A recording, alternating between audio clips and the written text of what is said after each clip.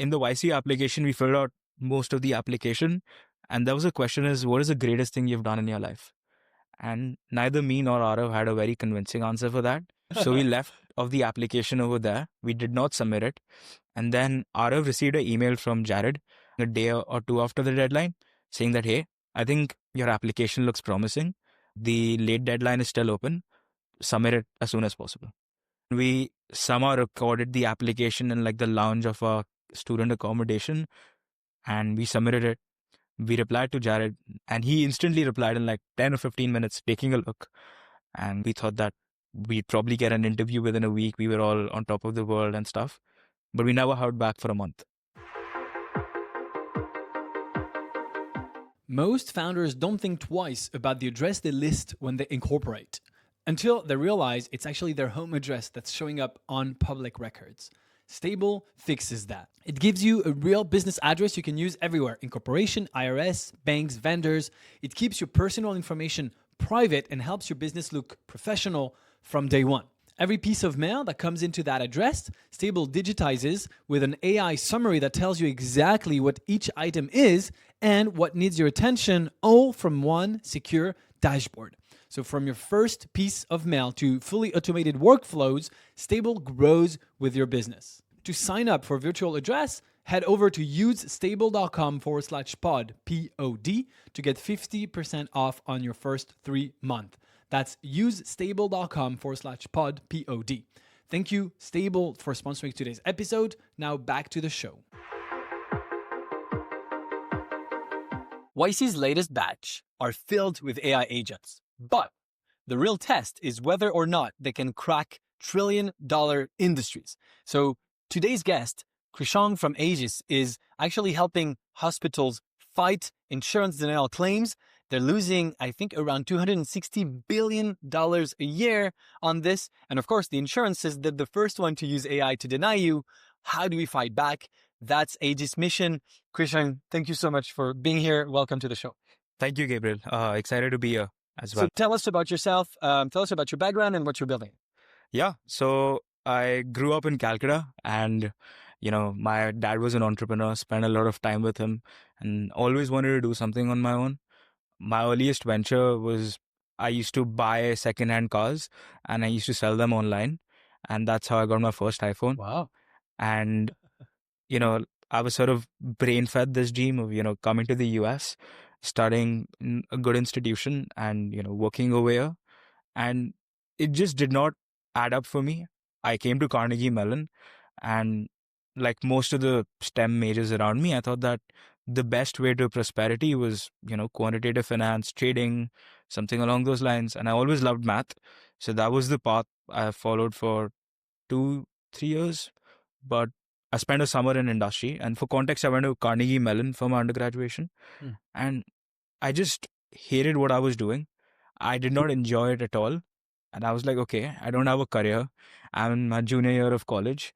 And let's figure something out. So I started attending hackathons and I started working on one-off projects with my roommate Arav.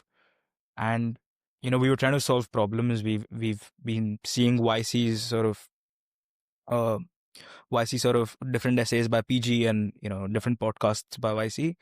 So we started looking for problems, and around that time, Arav's health insurance claim got denied.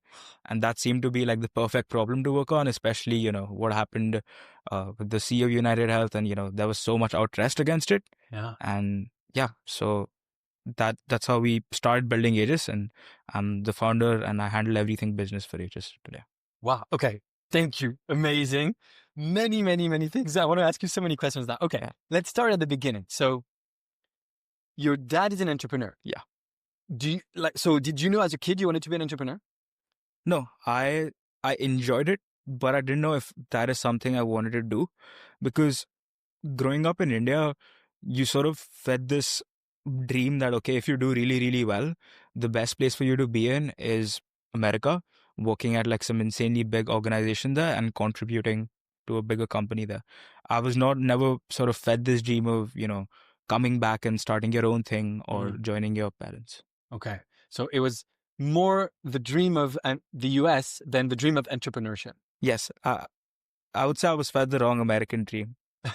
And so that was the second question I wanted to ask you is, your parents, they didn't move here. You moved here on your own for studying. Yes. Still, without coming here, they fed you this dream. It comes from your parents. Like, if you succeed, my son, if you do well, you'll go to the US. That was the thing that you were taught as a kid. Yes. Yes. It's crazy. Yeah, I wouldn't say much of my parents, but more of, people around me in college, all your teachers in school, different career counselors you go to. So a combination of all of them. Everyone sort of dreams, and of course, very few people overall succeed. Most of the people born in India are still in India today. Yes. So already by being here, it's like the most success of everyone you knew back then. It's really cool. Congrats. Thank you. Welcome. Okay. Then you said you didn't really like your career, and you were sort of looking at stuff and looking at YC. So that's the power of YC. I want to sort of unpack what you said here for our listeners.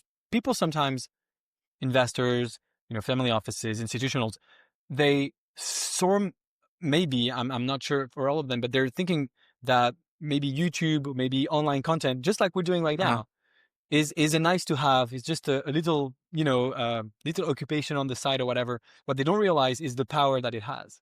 Yes. And so the power of YC, you read PG's essays, you look at some podcasts or some videos, it makes you want to become a YC founder and want to build a company. Were you already watching this content back in India, or is it when you were coming here? No. So there's a funny story behind this. So I knew about YC. I never really consumed content on it before. In freshman year of college, one of my closest friends, he dropped out to do YC, and learning and talking to him while he was in the batch, and him getting the opportunity to listen to Brian Chesky speak, listen to other people speak, made me wonder, what is this program? And that's when I started reading about it online. That's when I started reading PG's essays, and that's when my entire fascination with YC started. Really cool. Yeah, that's awesome. Many people fascinated by YC, and so many people here watch this content as well to try to get into YC. Yeah. And of course, you've done it. So let's, again, that's why I told you I have so many questions just from your introduction. I still want to question you on that. You want to do YC and you're looking for an idea with your co-founder. So I wanted to do YC, but it was never the thinking that I always thought that I would want to do it sometime later on, maybe after I work in industry for a year or two. I wanted to build something on my own, but it was not necessarily a fascination with getting into YC. When I started solving that problem, it was more... That's good, by the way, because you first need to actually build a real company. Yeah. With or without YC. YC is great. It's going to accelerate you, but you want to build something real to start. Yes, 100%. And our story of getting into YC is also pretty interesting. It's a story in itself. So me and Arav, my co-founder, we were solving this problem of health insurance denials, and we thought that to tackle it we need funding, and let's try applying to YC. Let's see what happens. So in the YC application, we filled out most of the application, and there was a question is, what is the greatest thing you've done in your life? And neither me nor Arav had a very convincing answer for that. Not much. We're too young. So we left of the application over there. We did not submit it.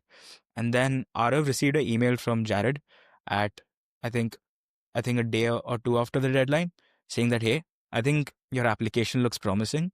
The late deadline is still open. Submit it as soon as possible. And I think me and Arav stayed up till 6 or 7 that night. I had a midterm the next day, and I absolutely did not do well in it.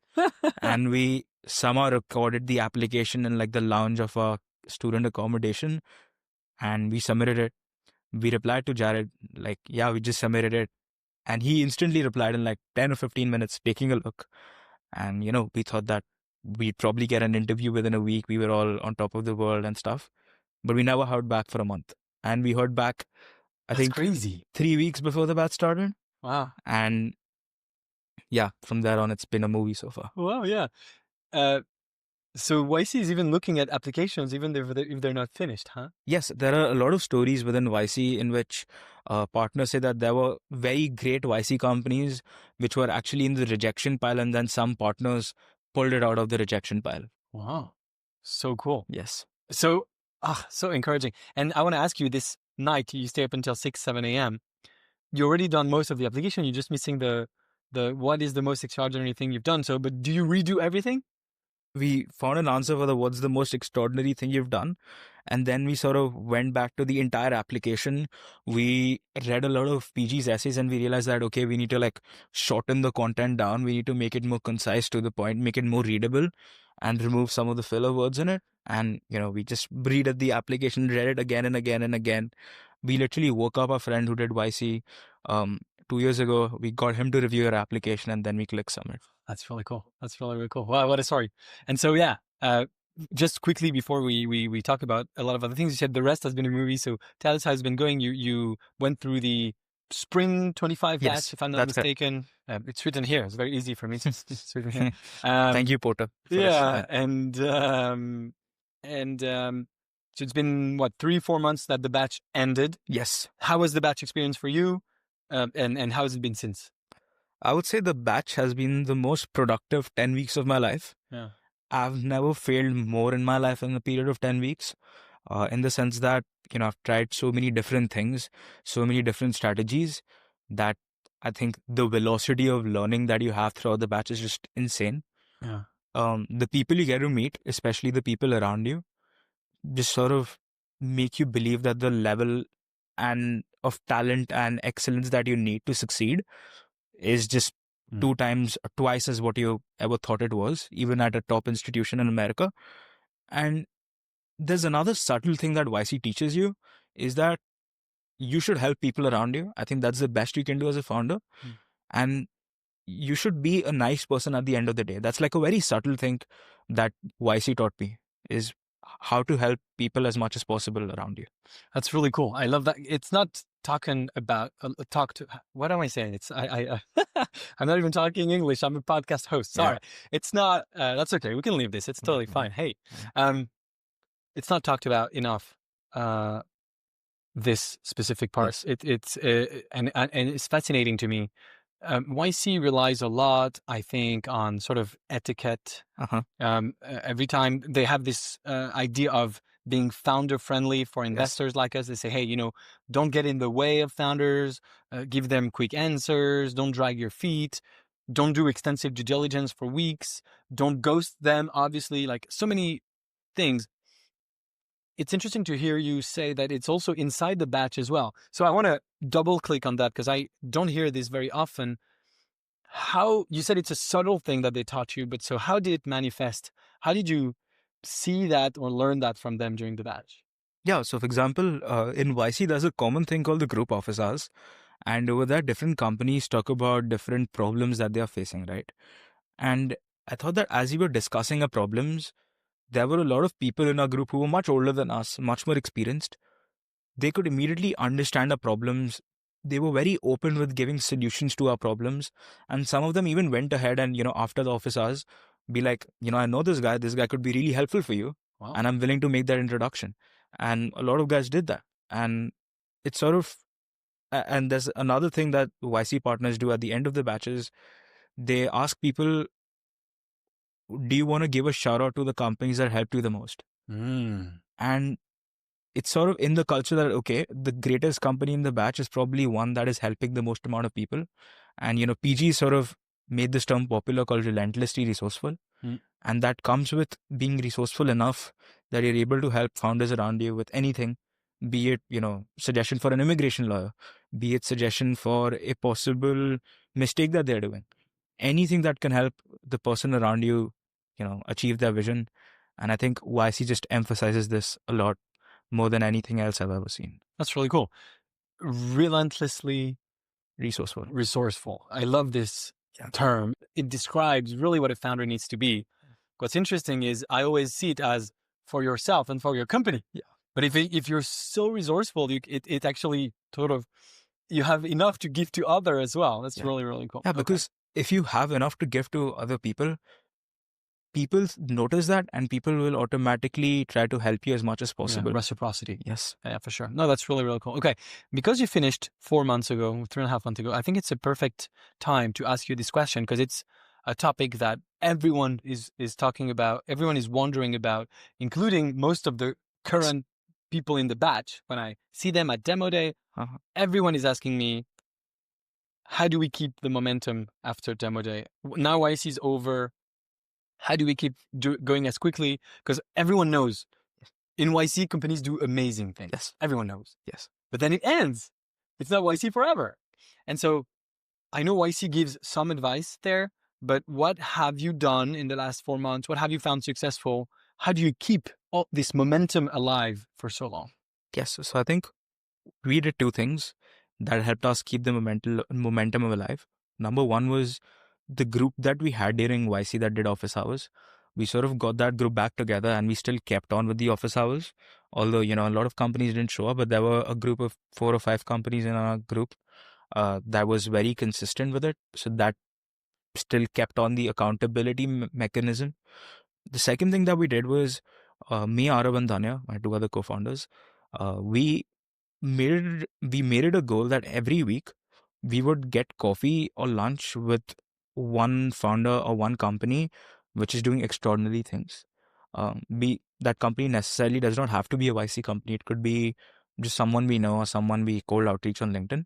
And I think that has really helped us in, understanding what some really special people around you are building, what is the pace of their success, and what should be the bar you should be striving for in terms of productivity. Were you already doing this during YC? During YC, we were doing this, but it was much easier during YC because a lot of them were around you. There were a lot of founders physically present with you. But this is something we really emphasized on after YC as well. And we sort of kept the batch momentum going on. I'm very surprised when you say 50% or many didn't show up to those office hours. Like it's YC 101. Like when the batch ends, you keep doing the office hours. That's what everyone does. Some just don't show up. Such a terrible mistake. And I'm almost sure those companies are not going to do as good as well as the ones that keep the momentum going. Do you agree? Yes, I think for some companies to their benefit, it's also that they are solving really, really hard problems, and that for them, progress is not something you can get in 2 weeks. It takes much longer. So they try to, they show up, but they show up, say, once a month instead of once every 2 weeks. It's interesting. I disagree with this point, and it's fine. We can do it, but we'd love to hear you expand. I mean, do you agree? That's what they tell you. They say, oh, we cannot measure it in weeks. We have to measure it in months. Do you agree with that? I think with almost every company, you can have progress every week or every 2 weeks. Even with deep tech, even with whatever it is, there's still, maybe it's not revenue direct contract sold, but still your MVP can progress or your contacts and negotiation of contracts can, whatever it is. But I'm convinced that with any company, you can actually every 2 weeks move forward. What do you think? I think that is really, really true. But I think what ends up happening is that if you're a deep tech company, the speed of your progress, at least for a normal person, and even for yourself, would not be comparable to, say, a company doing B2B SaaS applications, right? Yeah. So when you go to an office hours with people who are building those sort of applications and you see that their rate of progress in terms of revenue, in terms of hiring, in terms of hitting other goals is so much different than what you have. Yeah. I think that discourages a lot of people. Yeah. And I could see the point from their side, as to for us, significant changes in revenue or significant changes in products takes months. So I think that should be the goal timeline I'm setting. But yeah, I can see both sides of the problem really well. Okay. Before we move on to the next sort of section, we briefly touched on how you sort of came up with an idea with your co-founder. What just would you say to someone who wants to make it to YC, who's watching this? What advice would you give them? I would say that find a problem or experience a problem that you have in your daily life. Try to not think of solving the problem as, building a company, but try building a solution for it. Nowadays it's much more simpler with Replit, with Lovable and stuff. Try building like a prototype and then try reaching out to as many people as possible that who would be interested in solving that problem for themselves and seeing that if they would be interested in whatever you're building, doing that discovery and exploration process. And if you see there's a natural fit, try working with one of them or try applying as soon as possible. It's very interesting because you're sort of saying it in another way, but that's what YC's always been saying as well, which is build something quickly, an MVP, Yes. show it to your users, talk to them, understand what they want. And so that's exactly what you did. That's why you got into YC. So again, YC gives you the recipe if you want to do it. Okay. Yeah. It's a great segue with what you're actually building. So first of all, it's a behemoth market with behemoth players. You're trying to sell to extremely big institutions. And so how do you go about that? Was this scary at first? Does it work because you're sort of solving this hair on fire problem? Because if you get claim denials, like you're losing money, and so you're really helping them. But yeah, how do you go about? Because that's a big thing. Like it's always easier to sell to a small business of like 10 people, and the decision maker can get on the call. But when it's a hospital with 10,000 employees, you don't necessarily get in front of the right person right away. So how do you go about that? Yeah, so in the very beginning, we were sort of very scared of, how we are going to solve this problem. And our YC partners gave us one simple advice: just file an appeal. Go to any clinic and just ask them, can we file appeals for you for free for a day? And that was sort of the advice we got. Show them the value. Do it for free. Yeah, and not only showing them the value, it's about you learning more yourself about the entire process so that you can fundamentally build a better product. And at first, we did not follow that advice, and that's why we lost. We were too. We did not listen to that advice, and that was completely wrong.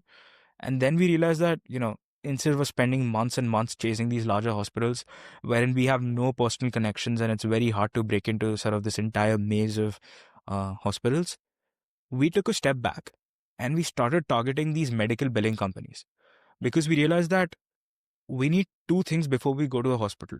One is a product that is better than almost all the existing solutions in the market, including the ones offered by Epic or some of the larger players. And two, a proof that our product has worked before and we have experience delivering this. So just for the viewers who don't know what medical billing companies are, these are essentially companies which work with a lot of clinics and hospitals, and they handle all the back office operations regarding billing your claim to health insurance companies and appealing it and fighting it. And they traditionally do it with back offices in India. So we were like, why not try selling to them at first? They are much more susceptible to using technology. And then once you deliver value to them, then go into the hospitals, because then the negotiation table will be much more in your favor. So that is sort of the approach we took. We went after medical billing companies and we are expanding within them. That's really interesting. Instead of going to the big customer that's tough to sell to, go to their provider that really have that problem. And so maybe talk about what's really interesting is, I mean, and I think viewers here know that because it's been discussed, but there's been insurance has basically adopted AI very quickly to try to deny claims as much as they could. Yes. And so that was a big problem. There was no solution. You're a bunch of humans fighting AI. You can't win. Was that the situation before you Yes. came in? So I'll give you a brief overview of what the industry is currently looking like. So over the past 3 years, insurance companies have started using AI to deny more and more claims, because they're using it as a cost control measure. So by that, I mean that they know for a fact that the traditional infrastructure that exists to appeal a claim is not enough to sort of handle extra volumes of denials. So their approach is like, why not deny the claim in the first place? Because, providers do have the right to appeal it, but we know for a fact that they won't be able to appeal everything. So go ahead and deny as much as we can legally. And that was even before AI then. That was after AI, like even before AI, but after AI, they sort of got the mechanism to do it at a larger scale. Yeah. Okay. And the issue that hospitals faced was they have very long sales cycles. So for them to adopt technology, it is fundamentally harder than it is for a health insurance company. And B, they were not using AI as much as those health insurance companies were. So as a result, the cost to file an appeal shooted up. The time it took to file an appeal also shooted up. And the percentage of claims that they were able to appeal also went down significantly. So there are various estimates, but according to our understanding, it's about roughly like 20% of appeals, or 20% of denials are actually appealed, even though if you appeal it, there's a 50% chance of it being overturned. Wow. So There's a gap here. Yeah, so they're just leaving money out on the table, I Yeah. would say. It's interesting for entrepreneurs as well, or even for investors, to think about what you said on a very generic, broader scale, not even only in healthcare, but when you have companies or players working together, but one is adopting technology faster than the other. Yeah. There's almost always a play, like how can we give technology to the other counterpart, right? How can we give them technology? That's anyway, interesting sort of mental model to think about. And I want to ask you about investors. Several questions, but first of all, was this interesting for healthcare investors or for AI investors or both? And then the second question is, how should they look at how should a healthcare player look at the AI startups in the space? Should AI investors look at healthcare as well? So anyway, let's start with, how did investors perceive what you're building? Yeah. So I would put investors in sort of two buckets. One is more sort of generalists and, AI focused investors. And they could see that it is sort of a natural problem that someone will step in and solve. And they were convinced that, it was a right industry to be in. But it was hard for them to believe that, 3 Carnegie Mellon students with no prior experience in healthcare could actually go ahead and solve this problem for the industry. And that was sort of the main apprehension that they were coming from. The second investors, the healthcare ones, they actually knew what a big mess it was, and they were much more susceptible to investing in us. And for them, they knew for a fact that there has to be someone who, like a lot of them had this belief that there has to be someone who's not from a healthcare background, who can fundamentally understand the industry from its fundamental basics and solve this problem. And for example, they had seen Dr. Chrono, a YC company, which was started by founders who did not have medical background, and they saw that Dr. Chrono made it big. So they sort of had this example with them, and they were more interested in backing and supporting us than the generalist ones were. Okay, and do you think generalists should be looking at this space? Because I'm asking because it's many generalists were not looking at the space before, because it's tough to sell to big to those big players, and it's a complex sector. There's a lot of players trying to break through. I guess very few actually do, but there's a very strong argument to be said that AI is rewriting all the rules. Yes, and it probably is the moment to look at it. Yes. What's your opinion? How should generalists approach this?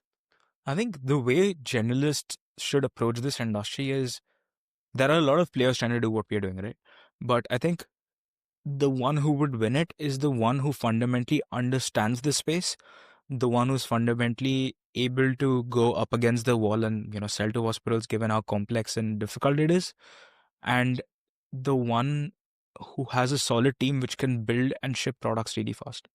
So in the sense that what ends up happening is that because there are so many challenges with integration, there are so many other engineering challenges, I think generalists should look at this space and back a team that has a strong engineering background, a strong ability to sort of break through the mold and sell it to these hospital systems, and one who has a very clear understanding of how the space is.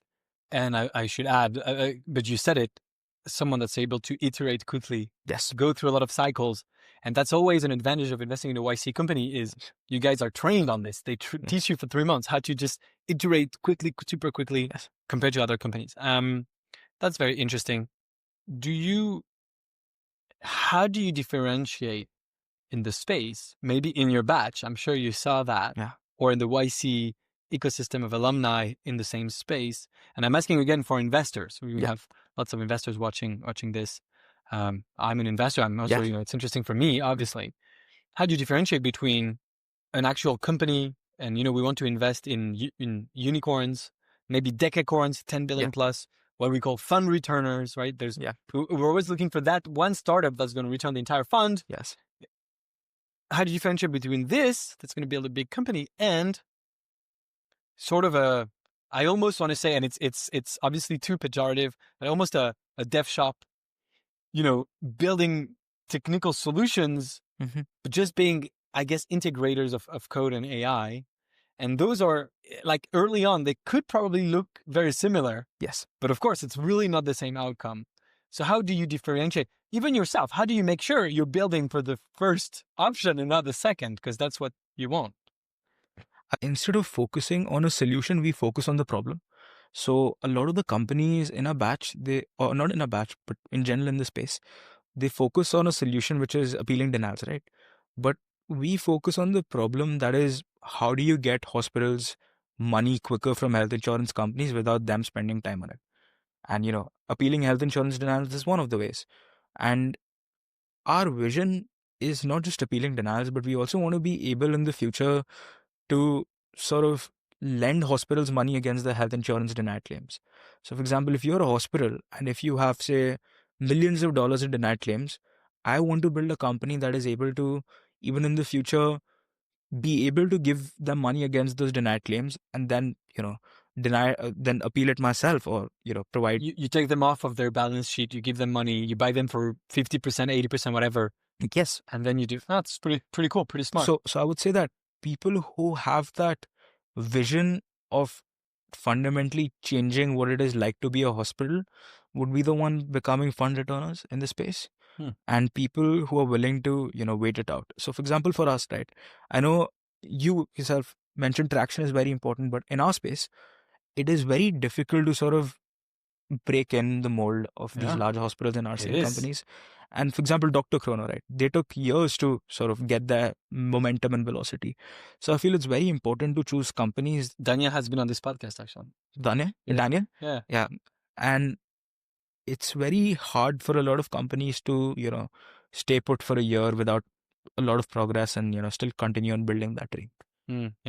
Yeah, it makes it difficult for me to invest in this space. Yes. For that specific reason. So, of course, you could tell me, well, Gabriel, you have to change your model. You have to invest in those companies earlier. Yeah. I'm not saying that's a bad answer. Maybe I do need to change my model, but is there another way? Like, is there a way for companies like yours or in this space or who want to sell hospitals to show some traction quickly? If yes, how? How did you do it? What metric did you reach at your demo day, and how did you get there? Because you don't show up at demo day, nor you nor anyone, with zero traction, zero nothing. You have to have revenue or LOIs or something. How did you go about that in 10 weeks? Because of course, 10 weeks is very fast. Yeah. So to the credit of our YC partner, Aaron and John, they set a goal that, you just have to have maybe one large happy customer who is using your product, who's That's giving already you feedback, very good. Yeah. Who's giving you feedback and who loves your solution. And that was sort of the goal we went to demo day with. We had this one large medical billing company, which was trusting us to appeal denials for roughly 80 of the anesthesia clinics. That's huge. And they were really interested in a solution to the point that we would literally be on the call with their team members trying to, reiterate on certain features, manually testing out a product with medical data, so on and so forth. And even getting medical data from them in a de-identified way to build out our models and everything. That was the traction we went to demo day with. And I think an early indicator in this space of traction in this space could be that, do you have people willing to A, pay for your solution? Yeah. B, trust you with their medical data? That's good. Yeah. They're ready to pay you. They're trusting you with the data. That's awesome. Yeah, okay. because and so you did make it happen in 10 weeks. Yes. So it is possible. Yes. When you say, oh, in this space, it takes a long time. You did it in 10 weeks yet. So maybe I don't need to change my model after all.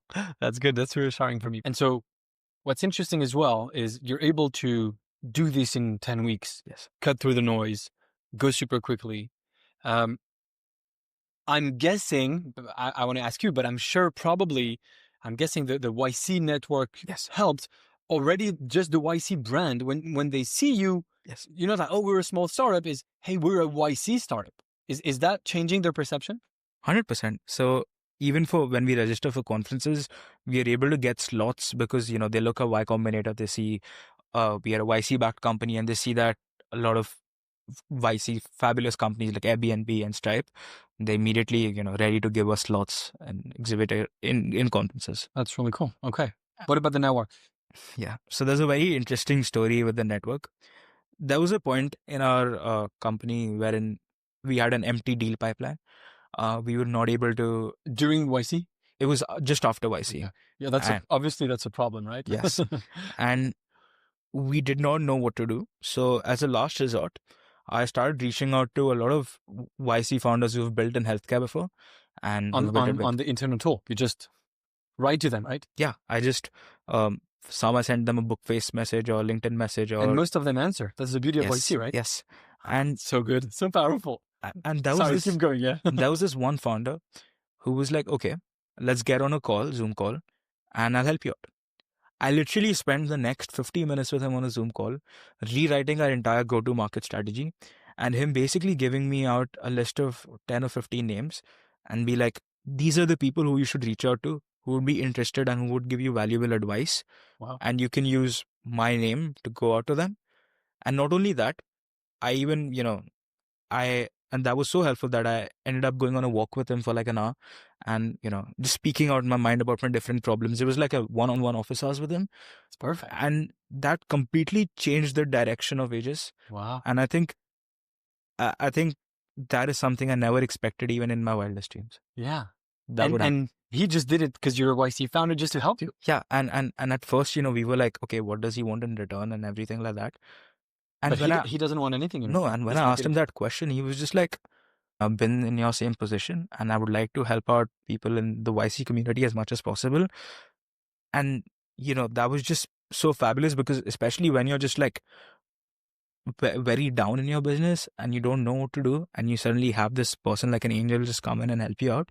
I think that's a fabulous thing to have.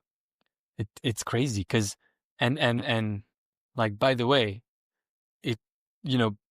people have very busy lives. Yes. And so having someone take 1 hour, 2 hours of their time to just help you. Yes. Just like this. And so it's interesting. It sort of ties back into something very interesting. Here on this show, we try to go behind the scenes of YC, show to people what people don't know about YC. YC is very fascinating to people, and they very often don't know a lot about it. So that's what I'm trying to do here, and trying to feature amazing founders, obviously. And people very often believe that YC has some secret playbook. They teach you some secret techniques or whatever. And I keep telling people, every YC playbook is public. It's PG essays. It's in their YouTube channel. Yes. It's on their website. Like, there's nothing that you learn at YC that you don't already know. But the real value at YC, is the network. Yeah. Because you can just literally, so of course, in your first few weeks, you get Brian Chesky, you get Sam Altman many times. Did you get Sam Altman in your batch? Yeah. I was lucky enough to ask him a question. Like, you ask a question to Sam Altman, like, guys, you have the Collison brothers from Stripe, etc., etc. Like, the list goes on and on and on. But also, like, this person in particular, he's not Sam Altman. He's not, still he's a, I guess, successful entrepreneur. Yeah. But he's still taking time. And without YC, what are the odds that you get access to a person like that? It's very small. It's next to impossible. Yeah, exactly. Yeah. It's so, I love this so much. It's just so inspiring. And again, YC teaches you to just give back, give your time. And, I'm trying to do this as well. Yeah. It's also very difficult for me because like you, like him, like everyone, we run busy lives. But every time there's someone from the YC community, I'm just like, okay, I will, take some time and help you. Yes. And it works that way. It's really beautiful. I was debating this with someone. Is Silicon Valley a collaborative ecosystem? Is it like a paying forward ecosystem or not? And YC is for sure. It's collaborative. It's paid forward. I'm not sure of the entire Silicon Valley. I think they like to think that they are. You came here from an outsider. I'm an outsider as well. What's your opinion? Do you think outside of YC, Silicon Valley in itself is collaborative and helping each other out, or not as much as we tend to think? I think I've adapted to Silicon Valley and I can call it home faster than I've ever had in any other city in the US. And that's good to hear. I've had a very, very collaborative, like, people over here have been super nice to me. Even people outside of YC, I would say. For example, my friends who are from Silicon Valley, they literally let me stay at their homes when I didn't have a house. And it's just a fabulous ecosystem that even if you're not building here, you should come here and understand the culture so that you can emulate that in anywhere else in the world to build a fabulous company. Yeah, it's interesting. I mean, it's a theme we have all the time. You should be coming here to build your business. Still, people resist it. I have also people from YC in this chair, and they tell me, "Oh, we're going back to Europe." I mean, they have their reasons, and we have a debate, and I respect everyone's opinion. But if you're here, you just have I think there's a brand called New York Nova. I would say Silicon Valley Nova. Yeah, for sure, exactly. And all. It's interesting. Most of those YC alumni, most of the YC network is here. Yes. 100%. So again, if you're not here, you're not piggybacking on this network. So it happens here. Yeah, I think YC says increase the surface area of your luck. That's PG's famous saying. Increase the surface area of your luck. Yeah, I love this again. And I think there's no better place to do that other than Silicon Valley. Yeah, you keep quoting those amazing PG and YC stuff. Like everyone can see, like you've studying like a lot. Like this very well. Yeah, that's really cool. Okay, I think that's a good place to leave it. Thank you so much for being on the show. I had a blast. I hope you did as well. Yeah, thank you, Gabriel, for having me. That was awesome. To our listeners, if you're still here, and you should be, obviously, because we had an amazing conversation, consider subscribing to this YouTube channel. It really helps, and then you can see the new video every Tuesday. You can use the notification bell. If you're on your favorite podcast app, please consider leaving us a 5-star review. It helps as well. And check out my sister channel called Gabriel Jarrison, where I publish solo videos. You can just type in my name in the YouTube search bar. Thank you so much for watching, and I'll see you next week.